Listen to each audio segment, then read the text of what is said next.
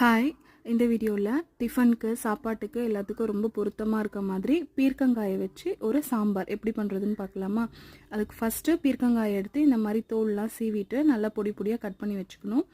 அதுக்கப்புறமா ஒரு குக்கரில் 50 கிராம் அளவுக்கு சிறுபருப்பு சேர்த்து நல்லா ஒரு தடவை வாஷ் பண்ணி எடுத்துகிட்டு வந்துடணும். நல்லா வாஷ் பண்ணதுக்கப்புறமா அதில் ஒரு மீடியம் சைஸ் வெங்காயம் நல்லா கட் பண்ணி சேர்த்துட்டு காரத்துக்கு ஏற்ற மாதிரி ஒரு 5லேருந்து 6 பச்சை மிளகா, ஒரு தக்காளி, கட் பண்ணி வச்சுருக்க பீர்க்கங்காய். இன்றைக்கி நான் வந்து 1/4 கிலோ அளவுக்கு பீர்க்கங்காய் சேர்த்துருக்கேன். கூடவே ஒரு 1/4 டீஸ்பூன் மஞ்சத்தூள், ஒரு சின்ன துண்டு பெருங்காயம், தேவையான அளவுக்கு உப்பு சேர்த்துட்டு ஒரு 1/2 கப் அளவுக்கு மட்டும் தண்ணி சேர்த்துக்கணும்.